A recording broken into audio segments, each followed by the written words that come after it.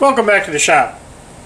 There was a patent attorney, the U.S. patent attorney in 1899. His name was Charles Duell, and he's the one attributed to claiming that anything that can be invented has been invented in 1899. I think there's other people that have said that over the course of history. However, it is particularly true in this episode. This is not new. This is very similar to what Scoutcrafter did the other day with this timer box. I thought it was an outstanding idea. It's an elegant design. It's a useful tool. The practicality of it is just so nice. I said, geez, I really wish I had a timer like that style. And when I say that style, I mean a push-button switch that's easily operable, gives you a finite level of things that you want to do. It just makes life simple. As opposed to you need an advanced degree in mathematics and programming to be able to work some of these things. Again, I just think that there's a time and a place for some of these. This maybe for Christmas lights or outdoor lawn lights. These things are great. Some of the little push button jobbers are okay, but they're finicky. I just don't like them, and I think that they're prone to error. Banging them around and whatnot. I'll put a picture of what I'm talking about up now. But what I'm going to do is I've got roughly, let's say $20 worth of parts. I've got a cord that I'm going to cut one of the ends off of. I got a strain relief. I've got a 2-gang box, and I couldn't find the prototypical switch for a square and a duplex outlet. They sell these new jobbers, and you can see it could either be a single switch or a duplex outlet or a square. Again, not exactly what I was looking for, but I think it'll suffice for our purposes. So I'm going to bring you along on this. I'm not an electrician or anything, but I think I can figure this out. And you just follow along. Now I cut off enough cord. I bought more cord than I need. This was $10 and it was 15 feet. I didn't need 15 feet. But I try to cut off enough that I could save the end if I needed it for something else. I don't ever like bookending these, like cutting these off too close and then just junking this, because that's a nice connection there. This will go through the strain relief. It looks like we might need to augment this a little bit and add some tape because it's a chinchy cord. They had zero selection at Lowe's. Just zero. For all I could find was 16 and 12 gauge cords. And I wasn't going to pay what they wanted for a 12 gauge cord. Now our strain relief is 1/2 inch. These are different size knockouts, so make sure you get the right size one. In this case, we'll just go ahead and put it in the center.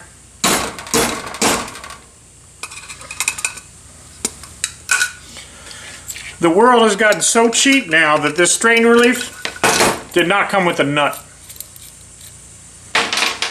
So I had to buy an extra conduit fitting to find it, because they didn't sell just nuts.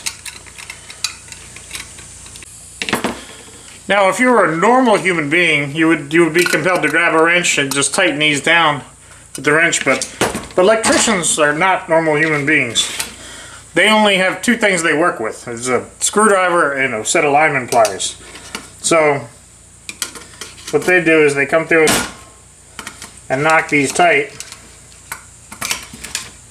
Usually this is fixed to something. And that's why you see chowdered up flathead ends sometimes. But that makes for a really secure connection, and they beat the heck out of these things. But that's how I've seen them do it. So now what we're going to do is wire this like such. It looks like we have to use the red wire from here, and we'll just tie the rest of them together just like it's shown there.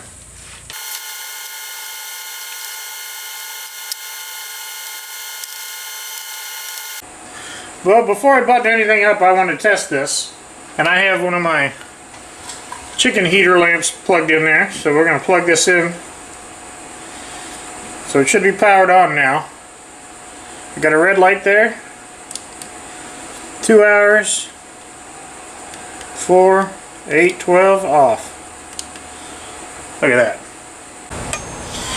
Now I got a little absent-minded and I forgot to wrap the outlet here. It's not mandatory that you wrap it, and there's a lot of debate about whether you should wrap the outside of it.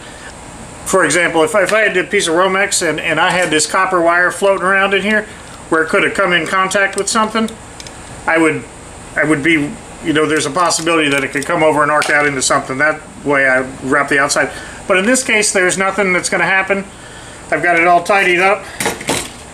And we'll try to fit the cords in here as nicely as we can, making sure nothing comes loose. I went ahead and bought a deep box just to make my life a little easier. Let's check this.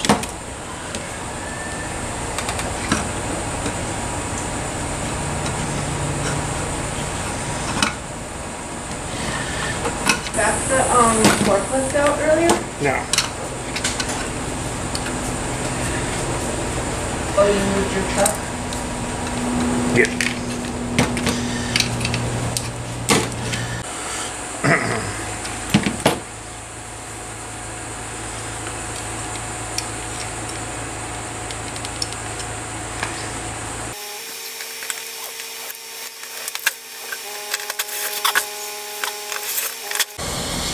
So there is my Scoutcrafter inspired timer switch. I think I'm going to get a lot of use out of this. Just last night, Catherine was yelling at me because I left the fan on in the shop. So this will work nicely with it. Man, it's so hot. So I got all these fans going everywhere. I've got to shut them off so you guys don't hear the wind noise. But it should be a nice, safe way to go where I'm not leaving things running all the time.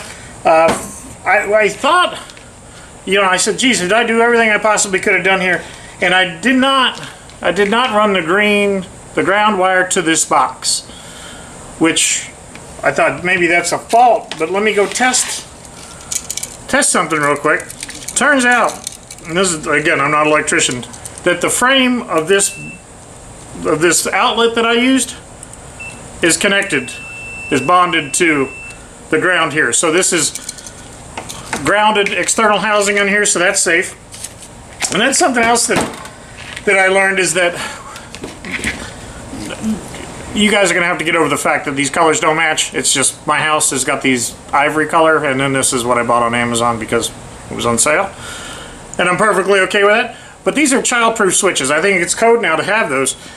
And at first, I couldn't get this outlet in there, and I bent it up and I had to straighten it back out. But I quickly realized, but the problem is, these outlets work extremely well. The key is both of those plastic pieces have to be depressed at the same time. So if you're a little kid and you're poking this thing, you know, you can't get one in there. The kid would have to be very dexterous and would have to have 2 screwdrivers to be able to jam it in there at the same time, and then that frees that latch and it goes right in. So if you're struggling with these newfangled things, you know, just make sure that you got them in there. You might have to rock them back and forth. You don't have to fight it. If you're fighting it, you're doing something wrong. So that's it. Again, Scoutcrafter, you know, you're an inspiration to us all. I appreciate the idea. It's good to get me out in the shop, and I'm going to put this to good use. So, and I hope this helps anybody else who needs something like this. So, thanks for watching.